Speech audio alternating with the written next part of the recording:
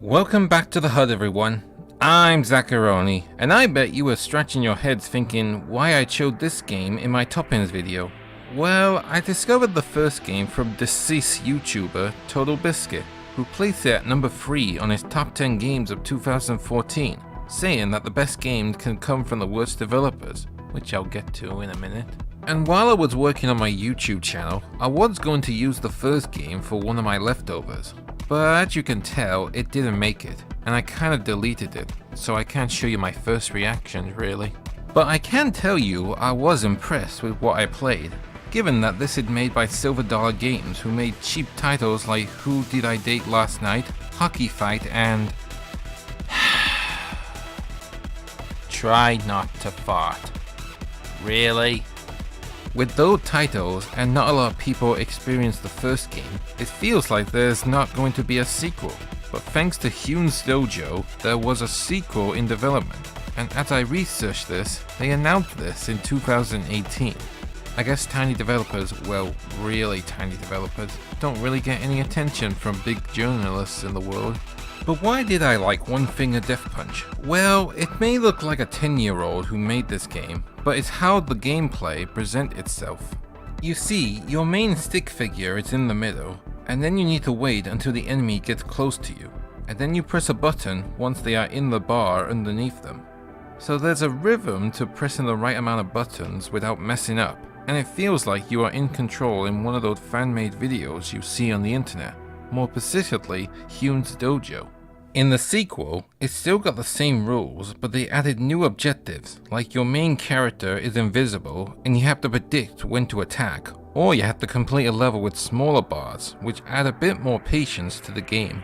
However, here's the thing, this is basically the first game with better graphics and music, and I know this because I played that game, and they didn't add any improvements to the core gameplay, like activating a power-up with a single button, because it can be frustrating if a random power-up activates in the wrong direction, or if you didn't want to use it yet.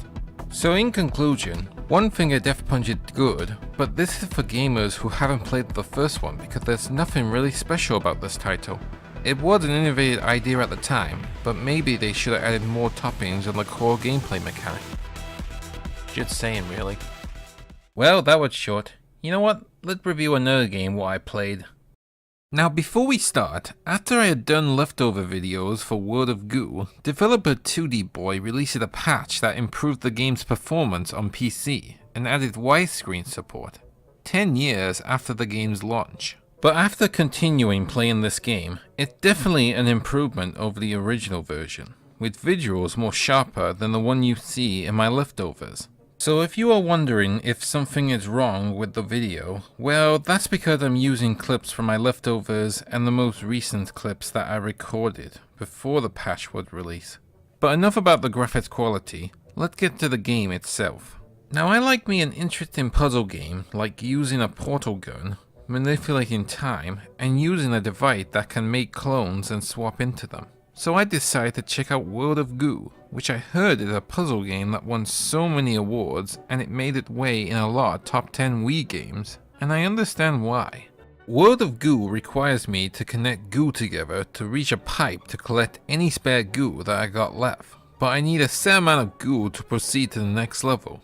But it won't be easy because the goo are not that strong, resulting in a tower that is wonky and are easily destroyed by pointy objects like spikes and bud swords.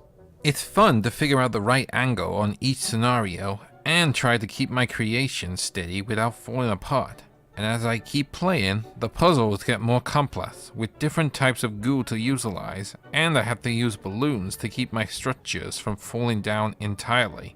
Especially the final set of puzzles, which really put my brain and timing to the test. However, while it looks like it's been ripped out of a cartoon, I found it to be surprisingly dark, with a soundtrack that is calming but serious with piano and guitar numbers, and also the main story, which involves a corporation that are collecting goo for their ultimate goal, resulting in many of the human characters screaming in terror after the corporations achieved it. Overall, World of Goo is a creative puzzle game that I couldn't stop playing until its conclusion to its surprisingly dark tone filled with freaky looking characters. But I'll never know who's the mysterious sign painter is, that keeps leaving me messengers and riddles. And with that, that's your second helpings of One Finger Death Punch 2 and World of Goo. I hope you appreciate my opinions, and if you like what you see, be sure to like, share, and subscribe to my channel. But until then, I'm Zacharoni. Enjoy your pizza, and I'll see you next time.